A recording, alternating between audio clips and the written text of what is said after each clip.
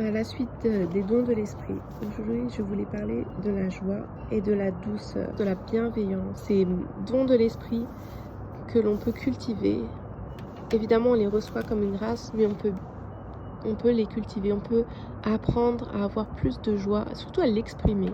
Parce qu'on peut avoir beaucoup de joie et la laisser être enfouie par le stress ambiant. Trouver la joie profonde et la paix et l'exprimer, en particulier pour les enfants. Comment est-ce qu'on peut exprimer sa joie de jour en jour? Sa joie et sa paix intérieure, ce qui apporte plus de douceur dans la maison. Déjà, se détendre par rapport aux horaires. Si on n'a pas besoin de faire telle ou telle activité, si on est complètement stressé toute la semaine, peut-être qu'il faut revoir l'emploi du temps. Des petites choses qui manifestent la joie. Personnellement, j'aime bien chanter. J'ai pas forcément l'oreille musicale, je ne suis pas forcément une belle voix, mais j'aime bien chanter. Ça me met de la joie au cœur, ça adoucit les mœurs, comme on dit. Des petites chansons, des berceuses le soir pour les enfants, des chants de louanges pendant la journée, dire des chansons traditionnelles pour chanter autour du feu ou en voiture. Il n'y a pas besoin de raison pour se mettre à chanter. Pas en public, parce que les plus grands sont embarrassés quand ils sont petits et ça leur plaît en général. Utiliser des petits noms pour ses enfants, ça vient naturellement à la plupart des gens, mais si vous n'y aviez pas pensé, c'est quelque chose à envisager.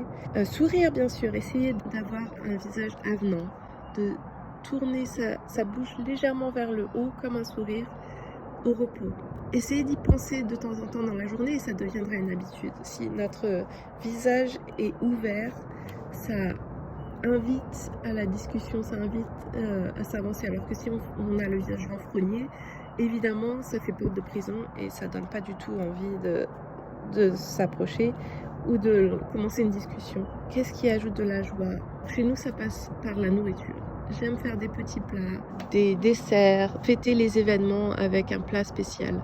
Les traditions aussi apportent de la joie, parce que les enfants aiment anticiper la joie d'un événement, que ce soit anniversaire ou Noël ou des grandes fêtes. Avoir des traditions aide les enfants à se repérer dans le temps, à prendre part aux traditions, à être créatifs aussi. La joie s'exprime aussi par la créativité. Il y a des milliers de façons de s'exprimer.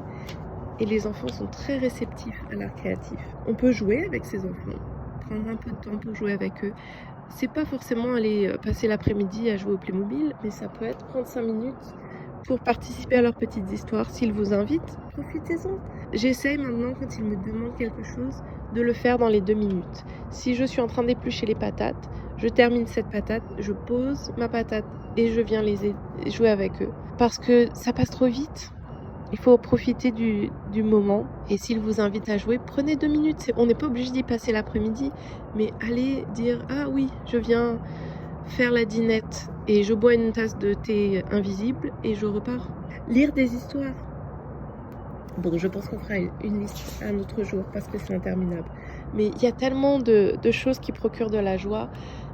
Essayez de réfléchir à qu'est-ce qui vous donne de la joie quand vous pensez à vos enfants. Et il y a des milliers de choses à faire. Essayez de nourrir ces choses dans votre vie pour manifester cette joie, pour qu'ils sentent la joie que vous avez à être auprès d'eux. Au soir de notre vie, on se dira qu'est-ce qui a vraiment eu de l'importance dans ma vie. Et plus que tout, je pense que c'est ces petites années qui sont tellement formatrices et qui font leurs souvenirs pour toute une vie.